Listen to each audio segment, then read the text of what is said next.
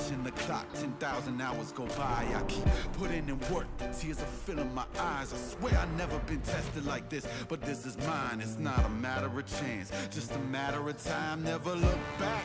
If something's standing in my way, I always push back. If something seemed impossible, I never took that. Nah, cause now I know better. Can't stop, won't stop, I won't quit ever. The highest fall, it won't break me. The blood and sweat is what made me. I'ma get mine, just a matter of time.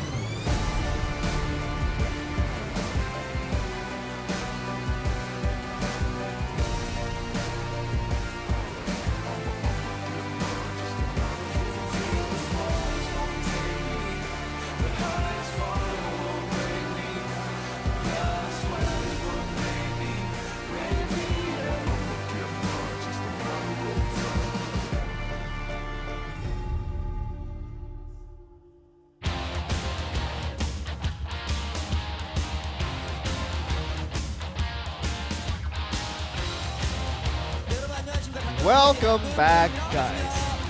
For the last time, we just can't have any more of this. This is absolutely the last time. We can't have any more.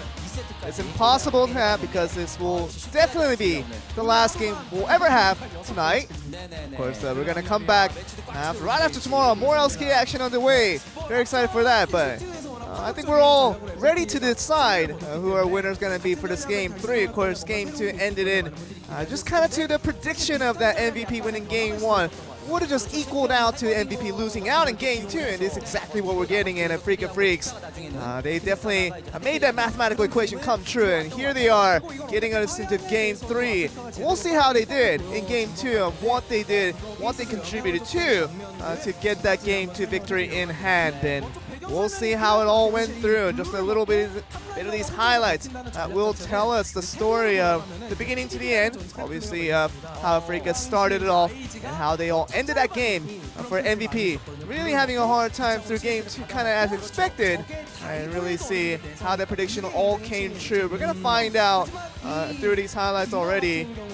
But I see that Lito is still talking, and then we're going to still wait for this segment and how he is talking about basically the composition was the important factor. Definitely agreeable in the sense that Afreeca knew kind of the trick up the sleeve from MVP and knew how to counter for it in this next game. Spirit very aggressively going for this dive here along with the Alistar, and literally Max, the former support, is going to be alone in the bot lane. Whenever support is stuck in bot lane, we know what that happens too. Very sad emotions go to the Heimerdinger indeed from many instances throughout that Game 2. And that was just one moment there where Alistar really could not be avoided in the terms of Heimerdinger not having any mobility to get away from all that CC, even the pillar slowing it down. Meant that the three-man dive towards that bot lane was definitely going to be a successful one. And led Afreeca Freecs to a good start to that game, and off to a bad start for Heimerdinger and the rest of MVP. And we'll see how this all led on. Really was a rough time for MVP throughout that game, and that has been the emphasis going to where MVP could not come back at any moment in that game. Looking like a really just a dismal moment from them for how they all went down. I think they're still keeping their focus on the Heimerdinger, obviously, and trying to just continue on with some of the reasons, or if there were more reasons beyond the Heimerdinger as to why MVP lost that game, but still the one that is in the spotlight gets the main character in the play here. And let's look at it here, of course, with Yasuo getting the ultimate, getting the knock-up into the ultimate is going to be fine to start off with, and even has the Gragas to help support it if needed. And when you see it in the minimap, you gotta look at how Braum is already just on its way to get to top lane for the cover.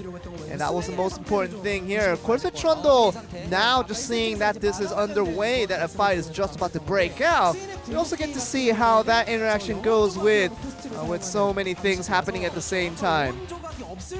And we also talk about how this competition now is becoming an important factor as to how this all interaction between these different champions go about, because you'll see later in this highlight how everything in terms of the specifics about the champions affect all the plays here. And basically right here, after taking the ultimate swing, just goes ultimate, goes full tank, and even knocks the Braum away by the Alistar, and not wasting any time for Motive for trying to take the damage right back. But we saw the Camille come in for the rescue, and Ian, no rescue, even with that flash, had to die out, and really an aggressive attack by the Yasuo on a solo mission. Did not work out, and really the Gragas could not help out, even with the Braum coming up later in that phase. Did not help out to gank win as well. So obviously the fan reaction becoming important as we get it for the 6th time tonight, as it means that the fans, they've done a lot of reacting, and these reactions are less repetitive than before. Thank goodness some things have been repetitive tonight, and this is definitely not part of it. And the fans definitely loving the games tonight. 9 set right above the top left corner. It shows you the simplicity of what tonight's conclusion has been. You're getting 9 LCK games, guys. We all know what that means. Excitement to the air. And with that excitement only continues on to the very next day. And let's get that one line summary.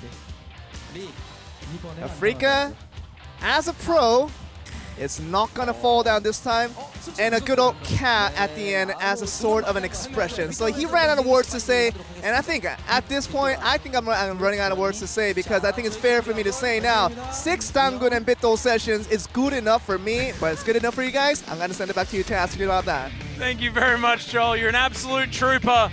Speaking of troopers, MVP for this game.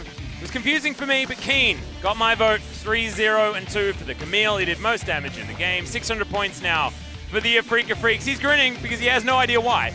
Because honestly, that game was a team effort by the Afreeca Freecs, finally able to dismantle MVP mostly with macro play and control. And when they did draft picks, they all had strong engage and reliable engage, and they knew if they adjusted their macro and didn't give up free objectives, they could also punish when MVP predictably were going too far to steal away a camp or to try to get to a lane that they didn't have control around. A lot of interesting interactions in this game, none more so than the Braum coming in instantly being disengaged. Let's wait for it. I did laugh. Here we go. I'm coming. Oh, the rubber band. It looked like he lagged back to the original spot. Yeah, to kind of. Amusingly, but MVP tried to turn on the style. The Heimerdinger a bridge too far for now. 3 teams in Korean history has never won at the highest level. The famous Heimerdinger jungle game was, of course, an NLB or a challenger level final. Gonna watch here where MVP said, I don't know, let's try to Baron, we've got 3 smites. And then Yondu was like, I'm the jungler secretly. Yeah. And gets the body slam in. Body slam does exactly 249 damage. Very nicely done.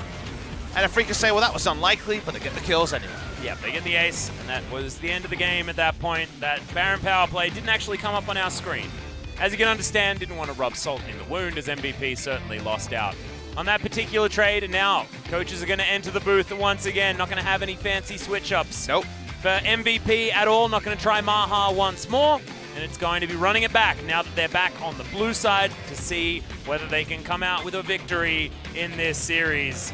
Afreeca feels like they've gotten to the bottom of this cheesy composition strategy that MVP has. But do MVP have anything more in their bag of tricks? And how do you cheese a cheeser? What is the end of the cheese scale? Is it Gouda? Is it Camembert? Is it Brie? Who's to say? I don't MVP is going to have some idea about it in this game, guys. We are actually 9 hours after we went live at 1:45 Korean Standard Time in the afternoon. It is now 10:45 Korean Standard Time. The 9th game, The Dream, is happening 9 hours later. And Afreeca Freecs, let's see how much they index into banning away Karthus and the other stuff that worked in game number 1. Because MVP aren't necessarily in a blood pack to go completely insane. They might go that way, but they don't have to. Yeah, and the Alistar actually going to be banned away here by MVP as well, so targeting Tucson with both of these bans. So far, it was Rakan, Zoe, and Orianna in game number 1 when they were back onto that blue side. Afreeca banning a Talia at this particular slot, the second ban on the red side. And Karthus is going to take that spot this time around. Could be that Talia might find her way through the draft, as MVP will show us whether they have a different first pick in mind if Talia is going to be the ban here. Talon going to be taken off the board. I think Talia will be taken just because of Talia's power. If it's left open, Afreeca Freecs would do well to ban it away. I don't think the Nocturne fits the wheelhouse unless they're going standard by the side of MVP. And honestly, Yondu's had some pretty meager performances on that pick. So Afreeca do double ban cheese. So they're saying, okay, you guys are definitely going to cheese. I think it's time for a first pick Taliyah if I'm MVP. But the Swain is also open, and that's one they'll consider. Well, Taliyah sort of standing out like a bit of a sore thumb here. As you can see the eyebrows raised on Yondu, being pretty vocal. But 5 seconds to go, they're going to switch over to the Shen. Okay. It's a lot to give up on the side of Afreeca. MVP say we'll do Nocturne Shen. How about you guys play Taliyah something? Taliyah Swain. Yeah, I know. That's a pretty power draft. Look, you don't need to. Side. Absolutely. You're 100% right there. Afreeca Freecs starting with a LeBlanc hover. Be one way to try to stop shenanigans from being enacted, but seems unlikely as the first pick. Seems like the free Swain Taliyah here. Or will it be Shen and Taliyah? It does feel like those champions are being traded. Max for now, sitting on the smite. Seems like Afreeca Freecs drafting some bruisers seems to be their way forward. Will they overlook? Yes, they want to know more information before they commit to a Taliyah or anything else. Well, Swain GP does seem like a lot of power for the Afreeca Freecs. GP can be an Achilles heel of this team, though. Certainly didn't work for them against BBQ. Nothing against Keen, of course, had a wonderful yes. performance. We'll be able to use the Global. I think Global's help against what is likely to be a Chaos-style draft from MVP. Well, Chaos-style used to be the Udyr Unicorns of Love days in 2015. I've now co-opted it for triple smite shenanigans. yeah. I think that there's... This 8-point-X has really opened the floor to some pretty crazy picks. That's a Garen. We haven't had one in Korea, I believe, ever. Would they just do it for the sake of doing it? Is Max going to do it before FLICKR does it, is the question. There's because we wanted FLICKR to do it. Oh, Max almost did it. Oh. Oh, Kuro's We gonna were hover it. so Come on, close guys. to a Garen. I've casted it in the LPL. It was great. Amazing Satai J, pick- baby. Oh, it was Amazing J, Yep. of course. He got a double kill on the top side of the map and was then useless for the rest of the game. Yeah, he was Garen. Yeah. But he got a double kill. Afreeca Freecs could also go Garen, but they're too boring to do that. Sorry, they're not going to do it. Yeah, but Pyke's pretty fun. So that's cool. Not going to have the Alistair available. Tucson going to lock away the Pyke instead. Don't worry, there's reload for Garen later. Don't you dare ban Garen if you're Afreeca Freecs. Freaker, if you ban Garen, I'm going to be so triggered. I'm going to drop my headset if they ban Garen. Yeah. I don't think there's a point of being here if they ban Garen. We always need the chance of a Garen last week. I know! Schrodinger's Garen! Exactly. They're very snowed down. Don't you dare. Oh, thought they would do it. The ultimate disrespect ban. They will not ban it away. MVP, still not really any closer to knowing if this is going to be actually super ultra standard. Wouldn't it be the longest con to get their comfort picks by playing shenanigans for 2 games? I know. That'd be absolutely brilliant. As they have got a pretty amazing draft so far. If we're considering standard, Ezreal Shen isn't exactly the most powerful lane, but now they can focus on the jungle, ban that one out. The Trundle to be taken away from Spirit. Spirit going to have his gigantic champion pool to work with, but Trundle has been one of his most effective. Sejuani up there, Kindred, and Kindred is Nocturne. available as These well. are the picks he's going to consider. Tom Kench actually banned away. Not really sure why. They have Shen, and Shen is mostly a support champion. Maybe they feel like Max could play it in the top lane in a more standard way. Yep. Or play Tom Kench on the top side of the map as well. Tom Kench was a top laner once upon a time. The phase rush Tom Kench shenanigans are pretty funny. Yep. The self-slow on the W gets removed, and you can put people into the turret. It's really funny. But the Varus is going to be banned here, so a bit of power taken away from the Afreeca Freecs. Wanting to have the best lane possible as aiming, just going through a whole bunch of different options. There is another marksman with some arrows available, but they probably want to get a jungle here. Waiting to see what the decision is. Bot laner seems to be what they're suggesting, but a jungler is also needed. The Nocturne would be a way to engage. Spirit desperate for a win on this Gragas. It hasn't worked out for them so far. We'll return to it. 0-2 on the Gragas this season is Spirit, if he's going to be the one playing it. MVP. How much shenanigans are involved here? It seems like Ian is reasoning with his coach. Yeah, Ian was still hovering the smite. And Max also reasoning with the coach there as far as we could tell, saying, come on, Garen. They're trying to figure out what kind of cheese they can get away with right now, as the Zoe did slip through, and that's going to be picked up here for Ian. So it's looking extremely standard. Right now, Ian and Pilot switch, and Max goes the Shen on the bottom side. Now we're looking for a top laner. It's 15 seconds to go, and What is Max going to play? Now, one way to bust the GP in standard lanes. Oh, here we go. Yep. The mad scientist playing the mad scientist. Yep. That's what we want. Could have gone Lucian into the GP. They decide they don't want that. They're going to be running the Singed, and who knows how many smites they'll be comboing it with. Yep, this is what we want. This is exactly what I wanted in this particular game. They got 3 smites so far. MVP don't look to be moving away from that. As I don't know how Singed goes with the Runic Echoes. Seems like it'd kill minions pretty quick. Yeah. All right, Tucson, there's the last pick on the Yasuo. Certainly a phenomenal Yasuo comp coming out of the Afreeca Freecs. MVP, they're going to try and avoid team fighting completely, as Max is just going to be annoying as heck. But Afreeca Freecs have a composition that, if allowed to get into the late game, will just straight up destroy MVP in about every single way ever, apart from range. But at least MVP have a lot of ways to snowball the game. The Zoe Ezreal, a good duo when it comes to Siege. The Talia jungle is unassailable for most junglers, and honestly, most laners when it comes to the amount of burst damage that come through. ADD, a fantastic Singe. We'll see how Max is going to be able to do applying pressure.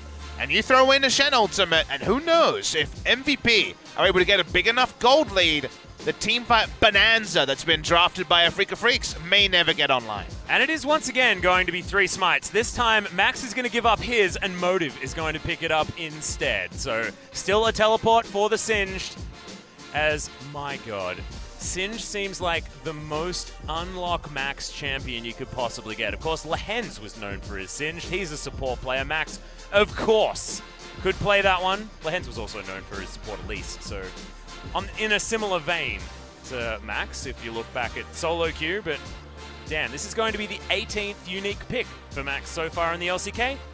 And I don't know whether that was as much as in 2017, in last season, but certainly getting up there already. Max is a professional top laner with a win.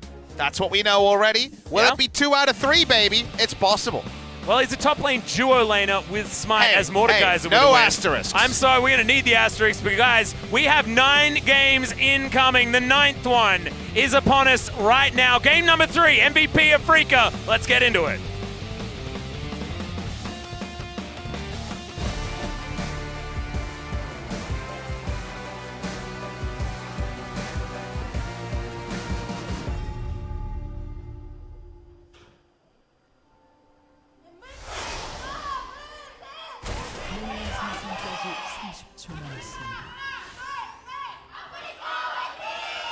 You can hear the die-hard fans in the audience tonight still able to raise their voices. Kuro fan now seeing in the audience. Shout out to anyone who's been there since the start of the stream. I imagine it won't be too many people, as Max is really behind enemy lines. And he's going to spot 5 members. He's going to get a lot of movement speed, though. Look how fast he is!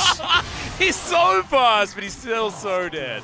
First blood onto Max, but I tell you what, that is how you play Singed. That man did some power drifting straight into the grave. Power drifting and power inting. Coming in from Max, already dead, sub 1 minute. All right, we got some tough business to talk about. All right. MVP dropped a lot of smites since the last time you saw. Did they, though? Because that's an unsealed spellbook. Exactly. They have access to a second one, but they don't have motive with smite. Ah, that's true. They don't have a double funnel going on. In fact, there's only 1 talisman on the team. So whatever you were expecting has been subverted.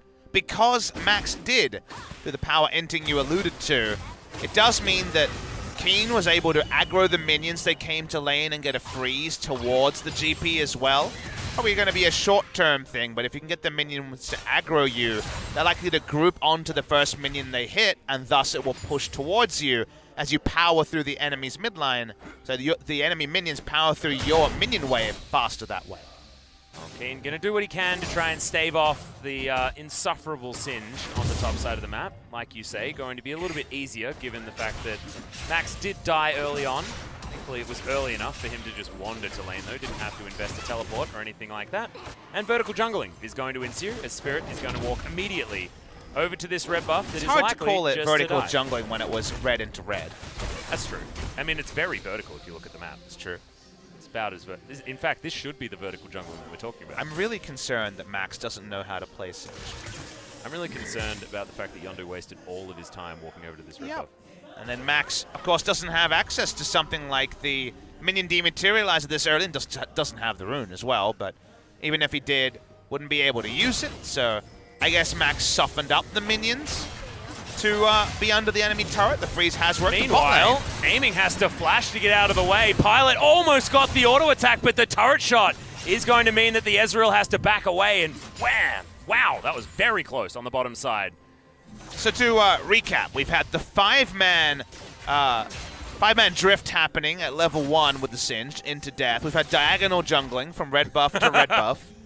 We've had Max try to proxy, realize that perhaps he proxied too early and he doesn't have flash if he makes a mistake, and he doesn't have a way to kill the big minion, and thus just extend the freeze, and now Spirit's here to kill Max again. Well, Max is going to walk pretty quickly away, so Spirit is going to be deterred from that one. Did manage to get his red buff, but I believe that the Taliyah in Yondu was able to grab his blue as well, so everyone able to grab exactly what they wanted. Single Rift Scuttler on each side, single buff for each. Pretty even, and the Taliyah not able to glean an advantage. See, on the bottom side, it's MVP with big advantage, Pilot having the range over Aiming's Swain. We'll see whether Tusin's going to be able to lock them down once he gets some extra skills under his belt. And to your point, it is the first game we will see Max lane against King. He went for the Singed. Singed can potentially have a good time against GP if he gets ganks, or if he is able to start proxying a little bit later, level 2, level 3, a little bit too early most of the time, but I imagine this is more about I'm comfortable on Singed in the top lane rather than this is the best matchup ever as top lane, as in mid lane. Yep, Yondu, seismic shove, and that is a very dead Kuro. Oh, no. Second kill to come in. King gets a solo on the top side of the map. As yeah, this is what happens, you know, when you play in those games and your friend's like, I don't want to play top, but then he has to, and then he dies, and he's like, see, I didn't want to play top. And usually they say something like, I can Singed, and then you find out afterwards it means that they have the champion unlocked and thus can pick it. No, they got beaten by it in the game prior. That's what I mean, one or the other, but I think either way, it's unfortunate stuff going on in the top. We're flashing, boys. Yeah, seismic shove to come in. Hey! Yondu work all over the map. As evening out, it's only Max that's died, remember. This guy can power it all he wants. If he keeps feeding like this and not getting farm, he'll be worth less money than a cannon creep, and he can just buy time for MVP. Well, the kill comes in. That means we now have kills on both bot laners of MVP. We know the death timers on patch 8.13 are criminally short, and that means that Aiming is way back in and doesn't really miss any minions doing so, and has a catalyst. So, you know, got a fast trip to buy his catalyst, not so bad. Yep, feeling way better now. As he checks that brush with his vision of Empire. Motive going to be spotted out. There's a big minion wave now for MVP to deal with. I don't really want to watch top anymore. I'm very uncomfortable about what's happening there. Yeah. This is the first time it actually feels like Korean representative top laner in great form versus autofilled top laner. Yeah. Well, I mean, that is exactly what it is. You can't really sugarcoat it. This is MVP in a dire situation. They were able to cheese themselves a win, which is exactly what you want to do. Keen still with that ward on the top side means that the parlay is going to register onto this one, the Singed. And he's got a double dank seal build, but Max is still just trying to get the hell out of this lane. So they're going to be spotted. Nice ability for Aiming to check, as Spirit will just walk through mid lane and see what's going on with Ian. Turns out skipping is going on. Yep. Yondu, he's going to be here though, as seismic shove. He utilized as in vision, the Sleepy Trouble Bubble flies through, so of course the boot back is going to be there with the body slam. And understandably, Max had enough. No more of this damn crummy top lane. Let's do other stuff on the map. He's roaming. He's got a ghost, and he could just run at Aiming right here. He doesn't have flash, and when do we start running? They've got vision, and Yondu going to throw down his control ward. They're going to spot that one out. Ghost is now utilized. Yeah, gets him to lane faster. He's going to boost it. Boost it all the way to lane. There we are. At least he's a surfer Singed, so obviously he doesn't want to be playing this video game. He wants to be surfing. I wouldn't call him a booster, judging by this game so far. Yeah, I think that it's a different suffix that we're talking about there. Let's not go into it. Max is going to pick up a minion wave, maybe, or just die again. Not sure. Misses a cannon creep, though, so I'm tilted. Spirit going to help Yondu pick up the Rift Scuttler, as he definitely has a lot more damage potential. And Ian now having to deal with Spirit, but there's a pesky control ward. And Spirit, yet again, not going to find any joy. Lost in the translation of the MVP draft. Worth noting, it is the Gragas and Yasuo duo for the very easy access to the ultimate, Body Slam Flash, and also the cast going to do the dirty work. How are you there, Pilot? Really? That's your question about this series? I was just confused. He was like basically dry humping that turret. And I don't understand how. I can't believe you actually said that on this podcast. I've said that before. That's the lewdest thing you've said today. No, it isn't. 9 hours in, you get 1, Atlas. All right, okay. Is that really going to be the lewdest thing that I say Yes. today? All right, well, Max tries to clear out minions, but doesn't really get many. It's 70 to 25. It's a bad time. Triple the farm is what Keen's hoping to lock down within the next 5 CS. As this is one of the worst feelings ever when you're in a matchup that's going to outscale you. Let's play a game. Okay. At what time will he be Flame Horizon? It's not a fun game, but it is a game. All right. 14 minutes. All right, I'm going to go with 13:20. So I'm kind of going a bit Price is Right against you. Yeah, you really are. I'm sorry about that. That's not very fair. Hey, You're undershotting. I didn't say it was a fun game. I want to win the game. Undershotting me as well. Well, in the mid lane, remember Yondu's done some good stuff already. Yeah, Kura's going to get ignited and killed. And still a fantastic Zoe, of course. You got Max on the wrong champion, but elsewhere, you've got basically comfort for everybody else on MVP. And you've got a ridiculously busted jungler in the form of Talia. Especially with Yondu so proactive. Credit to him. He's been everywhere he needed to be. He knows it needs to be in every lane except top. That one's definitely done. Yep. Free advice for any solo queue junglers, especially in lower ELOs. Don't go and try and help the lane that's 0-2-0 down 50 CS at 9 minutes. Don't do it. Stay away from it. Go help out the lanes that are doing better. Especially not when that particular top laner has a sub 10-minute Trinity Force because he's got Kleptomancy. That's filthy. At least he's got his Mega Adhesive, and Max is able to run away from the gangplank. That's good news. How many 35 CS, parlays he got 10. kills Singed from full health? I'm going to say... Does he have Sheen proc with each one? Yeah. Then 5? 3. You reckon 4? 3? 4. Or Yeah, 5? that's about 4. 5. Yeah, 5. Yeah, you're right. The questions you have to ask, because otherwise it would be fairly painful. There's a punishment. Oh, God. So many knockbacks, knockups, and destruction. And that is a very dead Zoe. As soon as the portal jump came in, that was a death warrant. Death warrant is going to be recalled for aiming in the bot side, revealed because the Vision of Empire spots out that Yondu is there. Max is killing the Scuttle Crab because that's a much more fun thing for him to do. Keen takes down the turret, continues to flex onto his opponent here.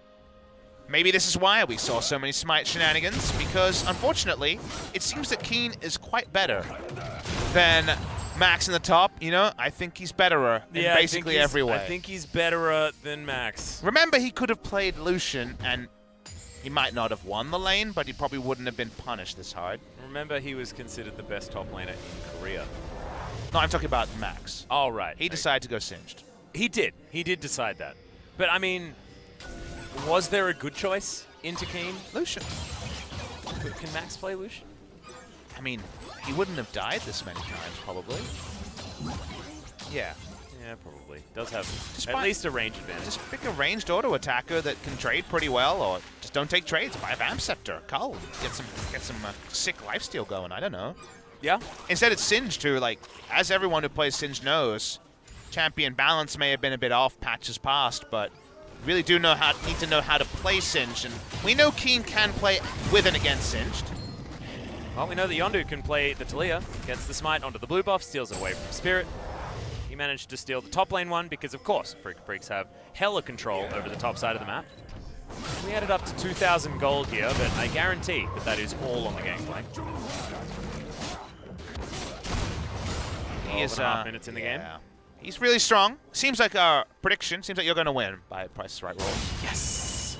Good Good thing we didn't bet wings on it this time. Yeah, I know. That would have made you sad. Ian is the good news story for the side of MVP. We mentioned in the pick ban that it needs to be a snowball game from the side of MVP, and While the snowball isn't happening top side, it's not as worrying because mid lane and the jungle have gone pretty well.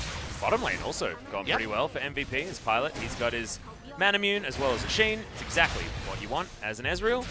Motive does get the flash taunt, and that's True Shot Barrage landing, aiming.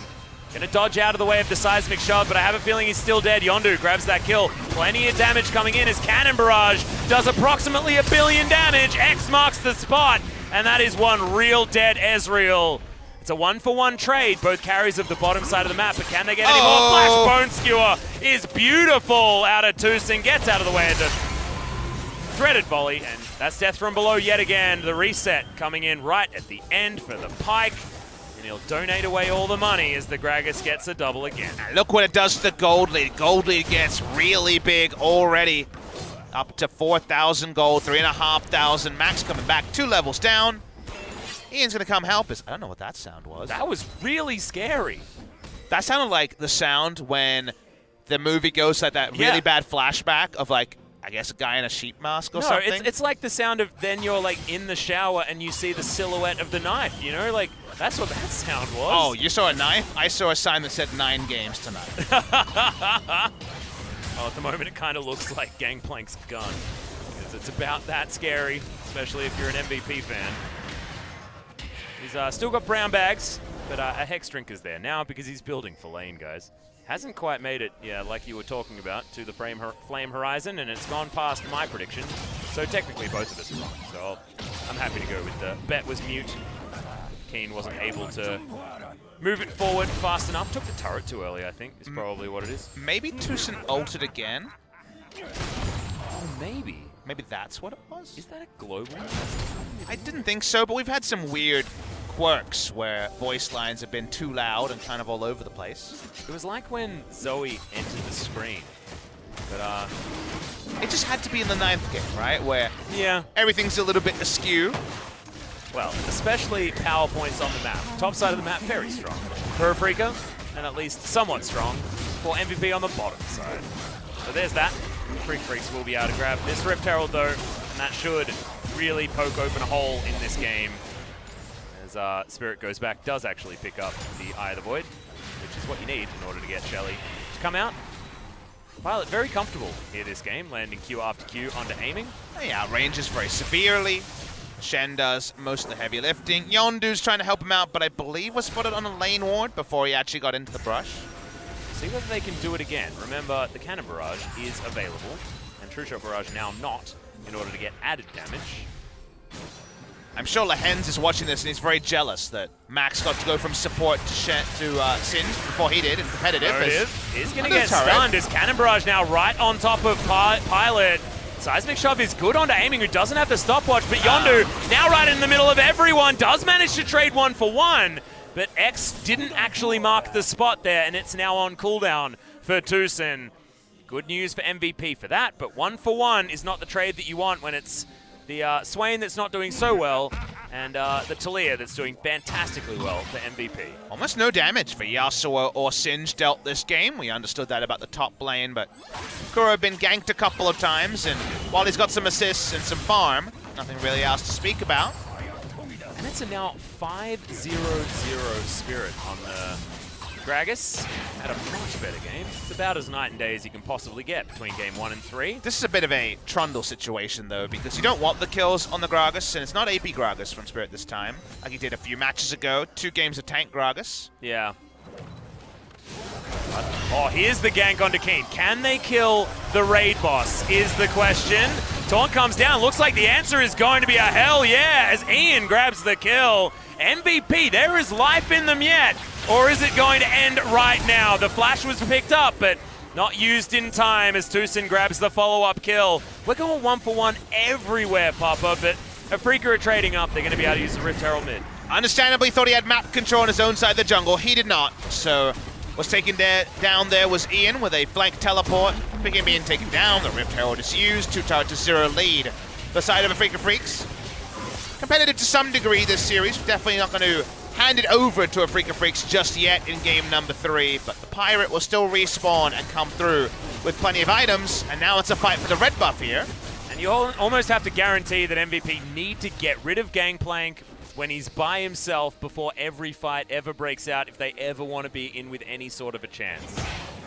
And that's what they were able to do last time around. Still went 1-for-1 for it, which is a little bit unfortunate given the fact that they weren't in position, but that's what the reality is for this game because Kane is a one-man wrecking crew. And I definitely have more caveats than you, Atlas, because... I had a lot, man. Sure, I mean, that's just saying remove Keen, but it's also, you know, as you and I talked about, a very oppressive 5v5 comp from Afreeca as the game goes on, so you didn't really want to be fighting anyway. In a true 5v5 sense, you want to kill someone with poke, kill someone with the Zoe, and then try to take objectives around how strong the enemy 5v5 is. So, to me, there's multiple caveats here. They want to open up the map rather than to opt into any 5v5s, but Yondu spent the most of the last 10 minutes bot side after so many good ganks earlier, and the game pace is slowed down in the map perspective for MVP. As you can see, Tucson now 1-0-3. It's built towards pretty decent items so far, but still very squishy. Vision of Empire not going to find the target of Pilot. Cannon Barrage, not the best position, but they will be able to take down Motive. X marks the spot. They grab the Shen. Can they get more is the question as Max. He's teleported in, he wants it, but Tucson's already done all the work. It's a triple kill. Theoretically, a little bit late on the X marks the spot there, and now Max wishes he hadn't have made this choice, and so does Ian. It's real easy, and it's the Gangplank picking up the last one, which is real bad news. Aiming, still wanting more onto the Zoe, as MVP looks like they've signed out of game number 3. They've tried a lot of tricks, but we're looming towards an 8,000 gold lead as we crest 20 minutes. Afreeca Freecs just have the fundamentals to fall back upon. Much less shenanigans enacted by MVP this game. They would have been happy some of the big picks they picked up. But then you just see the Wombo onto Motive, dies in the air, basically 2 kills from the death from below. The X marks the spot twice. Can't get the 3rd kill from this one. Unfortunate for him. That one will go wide. They clean up the kills. Nothing Max can do on the teleport. Singe teleporting into a fight like that already is a bit of a death warrant sent out for MVP. And now the gold lead is up to 8,000. Yep. Just popped over that while we were checking out the replay. And MVP now just trying to hold on to what is left of their base. Losing all of the outer turrets, as you can see. But top lane inner is very close to falling. Everything else pretty comfortable, but last teamfight damage huge from Spirit. Runic Echoes being his only damage item means that he managed to hit a lot of auto attacks within that fight. And let's say this about MVP. Again, 3 days after finding out the tough news about ADD and his pneumothorax, his inability to play because of that collapsed lung. I cast 2 days ago the MVP vs Kingzone series, and that was a really tough series to cast because clearly the players were affected by how recently it happened. They did their best. Maha was playing top lane, tried to play standard, drafted Karma Blind, and the Jace came out. And they lost very one-sided game. But it's so hard to even laugh and have fun in a game like that where, you know, outside of the Rift stuff is really affecting what you're seeing.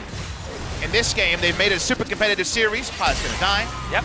But they won a game. You know, they won a single game in game number 1, which helps with their battle towards relegation, which now seems very likely. At least they're going to be in an extended battle down the bottom of the table. They won a game against the Afreeca Freecs with their innovation, and they've managed to make it a very fun series in spite of there being pretty severe reasons that we're seeing Max on Singe top against Keen, a national Korean top laner on the GP.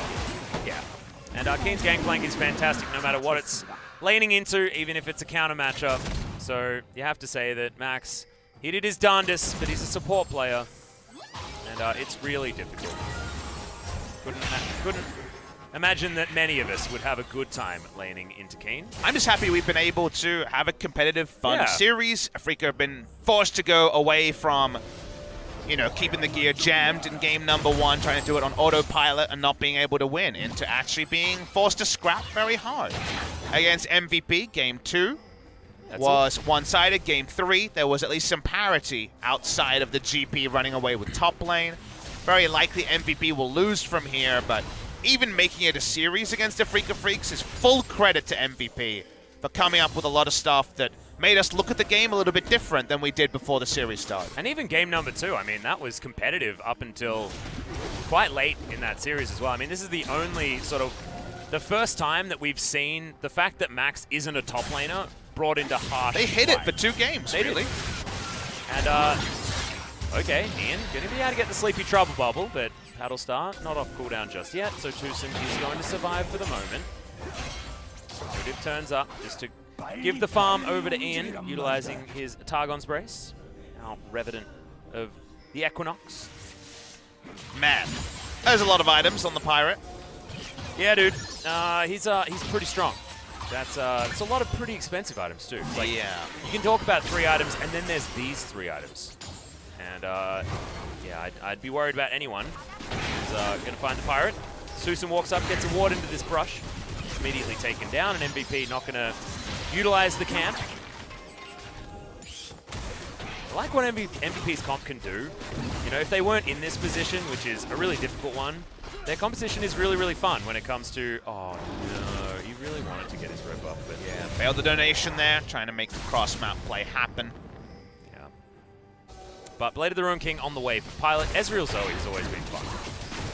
We saw the weaknesses of it come out. I believe that was KT versus someone where, I think it was KT versus Afreeca last time they faced off, where it was priced into Ezreal Zoe whenever you were on the blue side. Didn't actually find the wins. However, it earlier on in the season did look really good.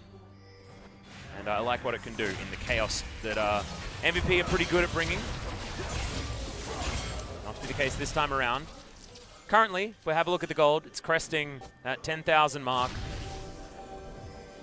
And it's looking very difficult for MVP to find a win. However, if anyone can engineer a way out of a situation like this, it's either Indiana Jones or MVP. Bit of free damage onto aiming, map control severely. Yeah, Oh, seismic shove is going to mean he's just dead.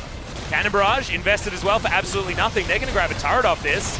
MVP, you can't just turn on autopilot, Afreeca. This is a team that needs respect, and Baron is up. It's and true. You just lost your 80 awesome dude carry.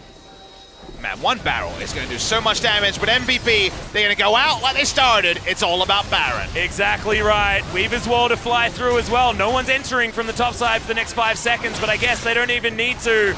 There's the pullback onto Max, but that's a target that doesn't really care. There's the knock-up. Huge damage to come down from Kuro as X is marking all of the spots. And you said MVP are going to die like they lived, and it is taking Baron. They'll continue to do so. Baron is taken as well. It's an ace.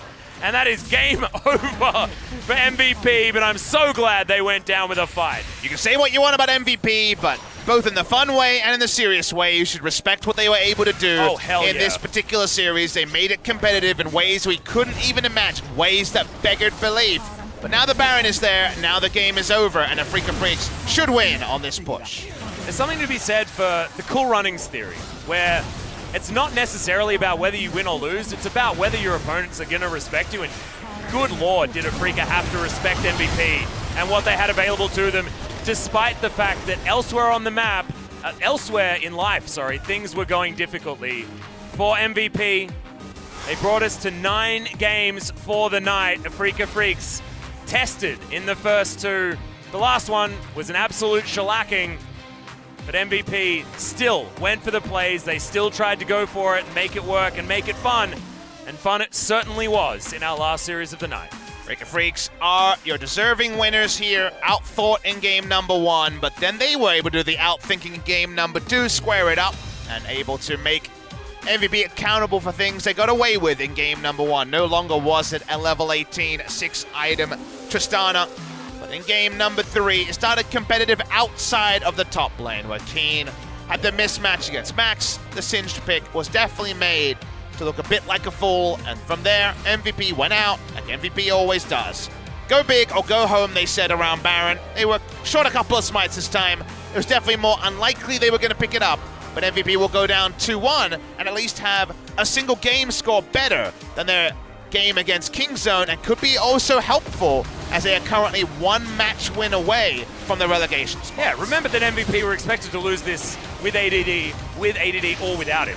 So being able to pick up 1 game is actually huge and defies the expectations. This was filthy. This was the Afreeca Freecs punishing MVP for going for this YOLO Baron, but that's exactly what MVPs want to do as that Paddle Star just continues drifting on. It's going to be the clean ace in the Baron, and that's what secured the game there for the Afreeca Freecs.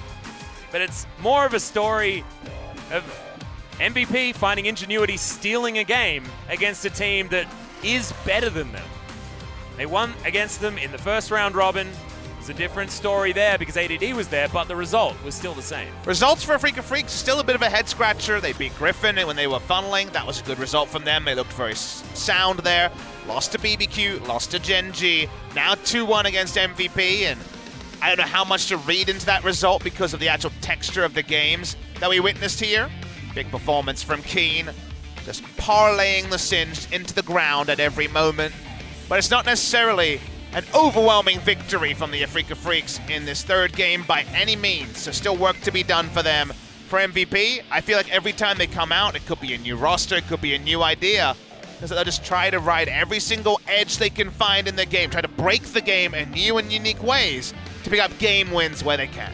But also, MVP have endeared themselves to a lot of people, with this series especially, I think. I think watching MVP play is fantastic, and the MVP for this game is going to go to Spirit. 5-0 and 9, huge kill contribution when there were kills happening all over this map. It's going to be 400 points for him as he closes out the night on a victory on the Gragas after the loss in game number 1.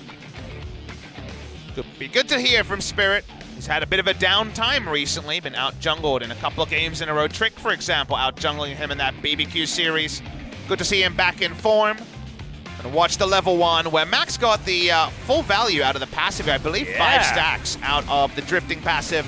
But Spirit with the body slam flash able to slow him and take down that first kill. And then just nice pathing from Spirit. Had many ways to link with Kuro. Even though Kuro's laning phase didn't go fantastically, more often than not, the Gragas was in the right spot at the right time. Well, aiming was almost dead in one rotation, which would have meant that there was a more likelihood of Pilot actually surviving this particular engage. Doesn't actually happen. There are a lot of 1-for-1s this game, though, as the rest of the map from MVP played extremely well. The fact that the Singed had the power in at the beginning of the game, it could have potentially paid off if he had been able to make it work.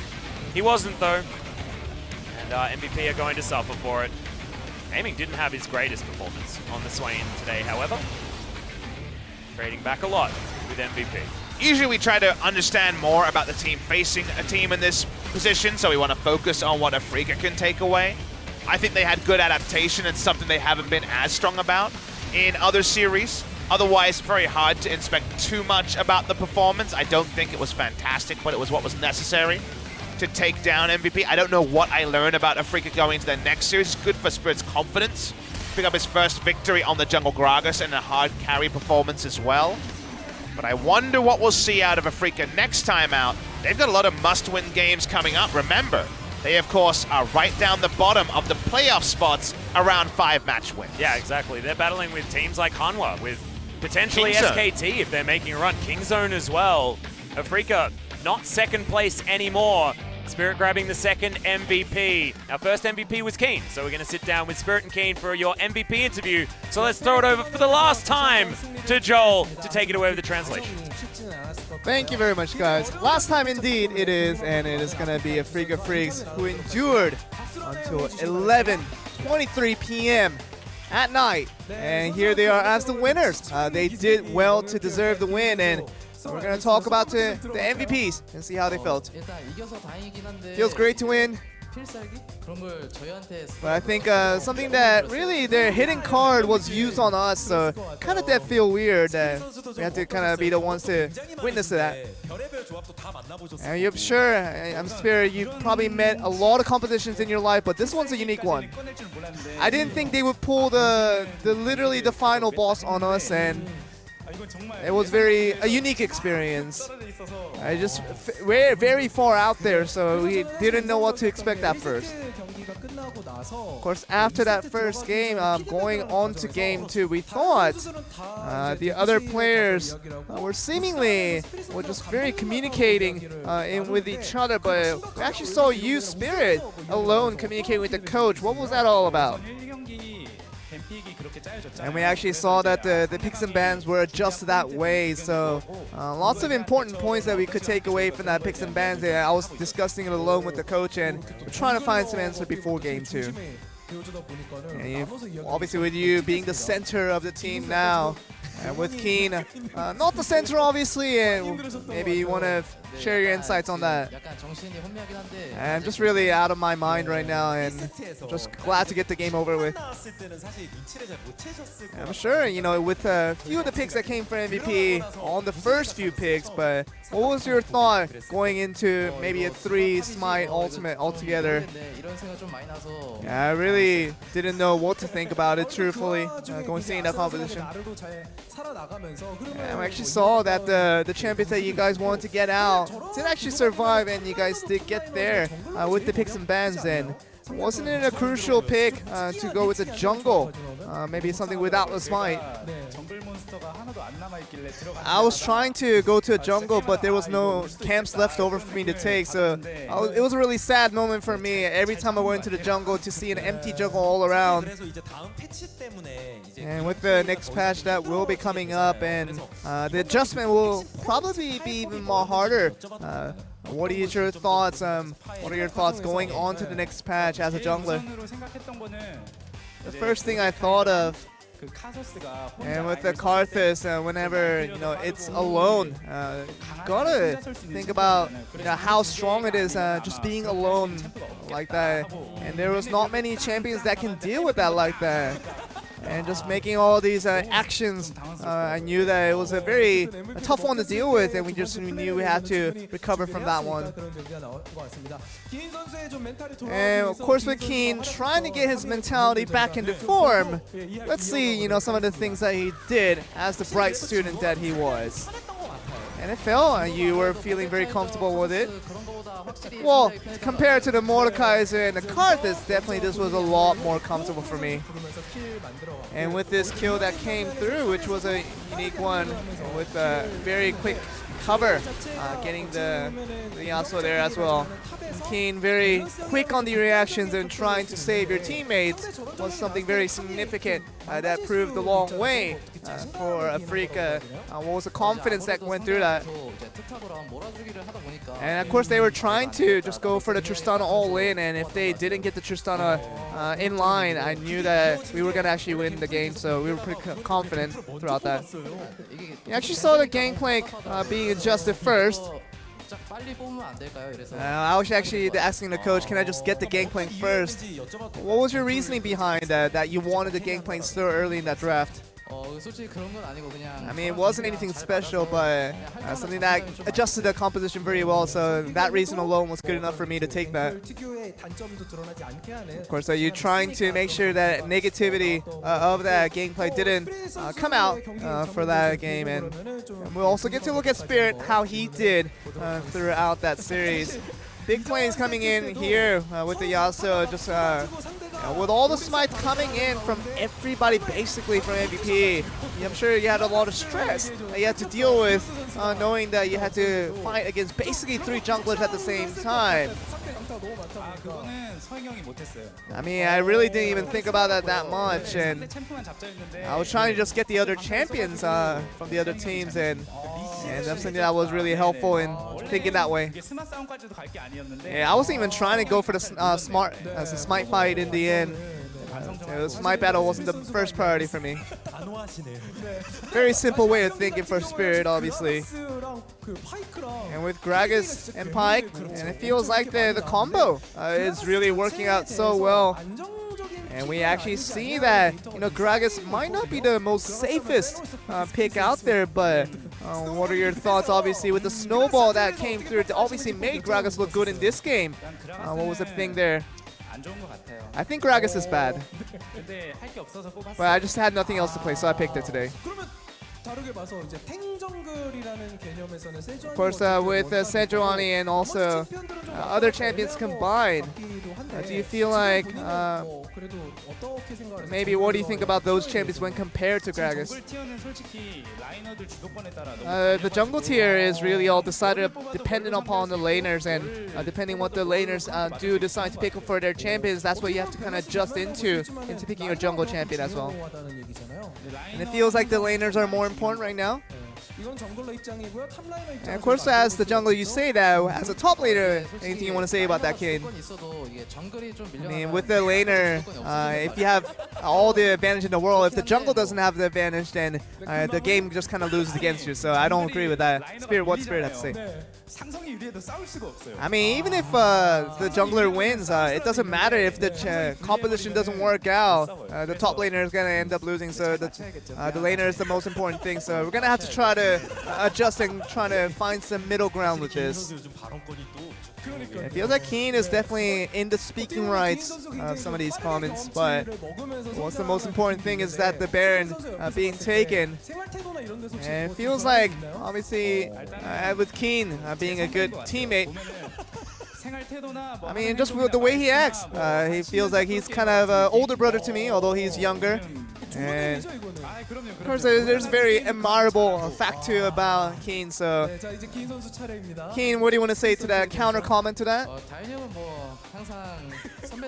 Well, I mean, Spirit's the best older brother you can ask for, and you know what more can you ask? It feels like kind of forced comments here and there, but what we're gonna get to is obviously Afreeca hasn't been the greatest performance in terms of even getting the wins. I'm sure you guys want better in terms of individual and team-wide performances out there. I think the team morale isn't completely back to full level yet, but I think we're trying to just get there and try to feel happy about our plays as well. And with the players, I know that it was a grueling process to get this win here. And with the fans, I'm sure there was a grueling process for them to think that maybe the Afreeca wasn't going to win today, but for them to sticking along, you want to say something to them? I know it started from 2 p.m. all the way to now at 11:31, and really I heard that it was all 3 sets for everyone. So, and I know that all the fans at home were actually had to go through all of this. So we thank you guys for watching and thank you guys for supporting us as well. But what's the most important thing is that Afreeca, you guys did get the victory, and even through those losing streaks, they are here with a win. See if they can continue with this good vibe. We're gonna see how if that happens, and we're gonna send it back to you. Thank you very much, Joel. That is going to be able to wrap up our 9-game evening. We're going to have a look at the results. It was MVP falling down in 2 games in a row, but they managed to take the first one, and that's all that matters. And at the end of the day, it does feel like everyone comes away from today, and specifically this last series, as winners. Yeah. MVP won a game, so important for them with no top lane as ADD out with that collapsed lung. That helps their game score, not their match score, they're only 1 match ahead, but every game matters. Afreeca Freecs won a match after going through a bad run, and we got 9 games to dream, which is definitely the all-you-can-eat smorgasbord of LCK. May never happen again. This was definitely the last of the recognized 3 best-of-3 LCK days, but in terms of more regular LCK days, we've got quite the LCK day tomorrow. Tomorrow is going to be amazing, and if today was a precursor for anything, it was weird, it was wonderful, it was fantastic, it was fun. Tomorrow, it's going to be for all the marbles. Kingzone versus KT. KT an opportunity to even match score with Griffin, and then Gen G trying to take them down a peg. We could, at the end of tomorrow, have KT Rolster vying for #1 position, Papa Smithy. But KT Rolster always loses to Kingzone in 2018. Form right now suggests that is unlikely to happen, but gonna have to see it to believe it. In the second series, we will also have that big Gen G versus Griffin rematch. But let's sign out for today. Thank you so much for joining us, guys. It's been 11 hours. Yeah, it's been 11 hours. We'll see you again for more tomorrow night, but for now, we gotta go pass out. See you later.